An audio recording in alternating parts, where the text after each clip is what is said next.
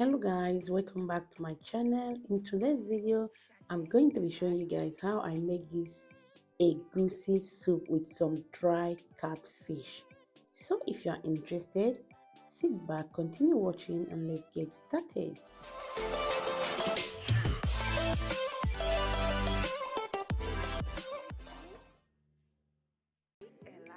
First, I'm going to be blending my onions without adding any water. Then I'll go ahead and blend the bell pepper.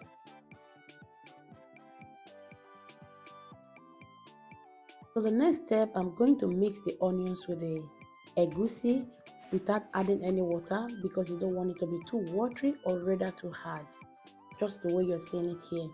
In a pot, I'll be adding some palm oil. I'm not going to be bleaching the palm oil. I just want to heat it a little bit and saute the onions for 2 to 3 minutes. Then I'll add the bell pepper that I blend, some crayfish, oziza seed, dawa, seasoning, and some salt to taste. I'll give it a nice stir, then I'll allow it to fry until all the water dries up. I'll add some pepper mix.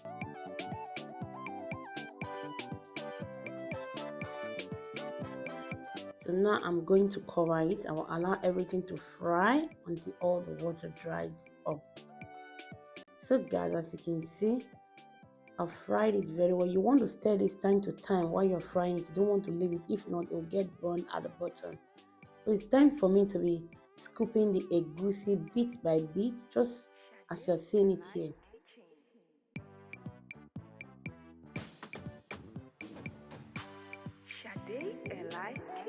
After doing that, I will allow the egusi to fry for about 10 to 12 minutes.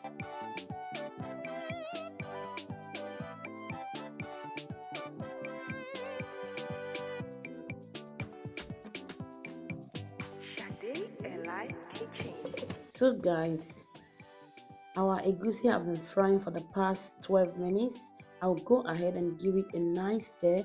Make sure to stir it properly.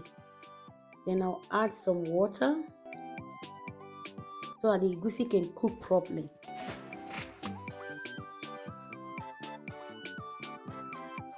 It's time for me to add the dry fish. I made this dry fish at home myself. This is homemade. It's really delicious, so good. I always like doing my things at home myself. So if you want, I can leave the link of this video so that you can see how I made it. So I'm going to be adding more water because I want the egusi to cook properly.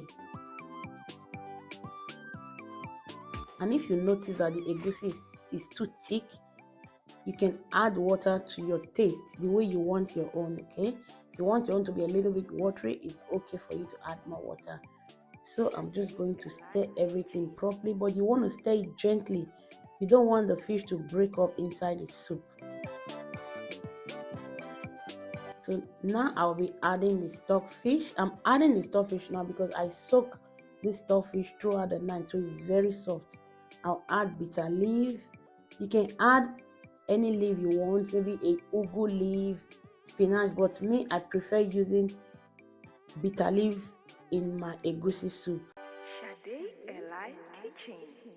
So now I notice the egusi is a little bit too thick. I'll be adding a little amount of water so that everything will cook together. So I'm going to give it a stir one more time. Now I'm just going to stir and test it if there is salt, the seasoning, if everything is okay. So if not, I'll just top it with some salt and every other thing. So now I'll add a little salt and some crayfish. You can adjust your own to your desired taste. So I'm just going to stir and leave it to cook for more minutes because egusi, you really want to cook it properly.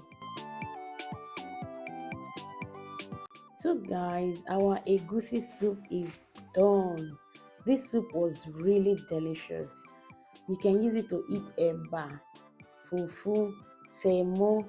And if you have watched to this minute, thank you so much for watching. I really appreciate it. So guys, please, if you have not yet subscribed to my channel, make sure to hit that subscribe button and set that notification bell icon to all. That will definitely notify you anytime I upload a new video. You can as well share this video with your friends and family and leave your comment in the comment section. And I'm going to leave you, and I will see you again in my next video with another delicious recipe. Bye bye. Ciao.